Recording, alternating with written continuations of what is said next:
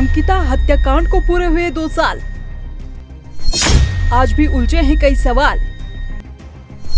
VIP का नाम अब भी राज, आखिर कब मिलेगा अंकिता को इंसाफ?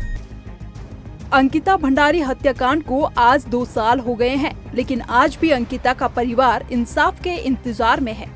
इस हत्याकांड ने पूरे देश भर में बेटियों की सुरक्षा को लेकर चिंता बढ़ा दी थी।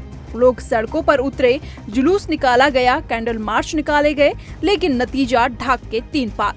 आज भी अंकिता के माता पिता न्याय की गुहार लगा रहे हैं, अपनी बेटी को इंसाफ दिलाने की मांग कर रहे हैं। मैं समस्त उत्तराखंड की जनता से ये कहना चाहता हूँ कि जब तक मेरी लड़की को न्याय नहीं मिला, वो आज मेरी लड़की नहीं है, आज पूरे समस्त भारतवर्ष के और उत्तराखंड की बेटी है। और पूरे उत्तराखंड को मैं जनता को ये कहना चाहता हूँ, तब तक आप संघर्षरत रहना पड़ेगा आपको, जब तक मेरी लड़की को न्याय नहीं मिला और इन तीनों को आरोपियों को फांसी की सजा न मिले। सरकार को तो ठोस कदम उठाना चाहिए कि ऐसे अपराधियों को तो सीधे फांसी की सजा होनी चाहिए, या तो जनता के सामने आगे छोड़ देना चाहिए।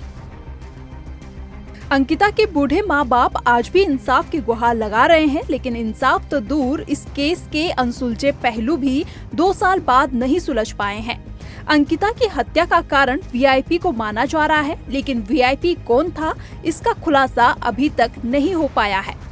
बता दें कि पुलिस जांच में सामने आया कि पौड़ी निवासी अंकिता को नौकरी में 20 दिन ही हुए थे कि वो वनंतरा से नौकरी छोड़कर जाना चाहती थी।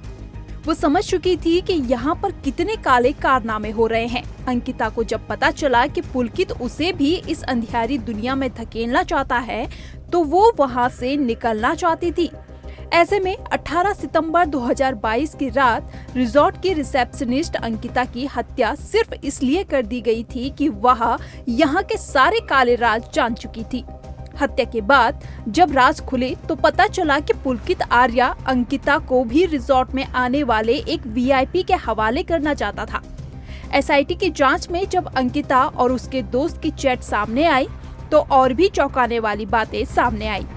इस पूरे कांड का केंद्र रहे वीआईपी का आज तक पता नहीं लग पाया है। जांच में वहां पर आने वाले गेस्ट की लिस्ट भी चेक की गई, लेकिन किसी नामचीन व्यक्ति का नाम नहीं मिला।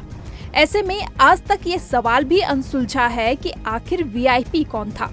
साथ ही बीजेपी विधायक रेणु बिष्ट की भूमिका भी इस पूरे घटनाक्रम में संदेह के घेरे में है। 23 सितंबर 2022 की रात जेसीबी से वनंतरा रिजॉर्ट तोड़ने वाले जेसीबी ऑपरेटर ने कोटद्वार कोर्ट में अपनी अहम गवाही में बताया था कि उस रात रिजॉर्ट को 2 बार तोड़वाया गया। पहले तत्कालीन एसडीएम प्रमोद कुमार और पुलिस कर्मियों की देखरेख में रिजॉर्ट की बाहरी दीवार तुड़वाई गई थी।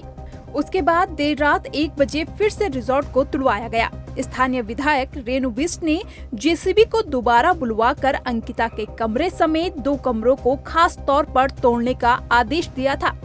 हालांकि इस खुलासे के बाद भी बीजेपी विधायक रेणु बिष्ट पर कोई कार्रवाई नहीं की गई। ऐसे में अंकिता हत्याकांड के 2 साल बीत जाने के बाद भी कई सवाल बरकरार हैं और परिवार को इंसाफ का इंतजार है। मामला फास्ट ट्रैक कोर्ट में चल रहा है। ऐसे में देखना होगा कि न्याय का इंतजार कब खत्म होगा। इस रिपोर्ट को लेकर आपकी क्या राय है, कमेंट करके जरूर बताएं। साथ ही चैनल को यूट्यूब पर सब्सक्राइब और फेसबुक पर फॉलो करें।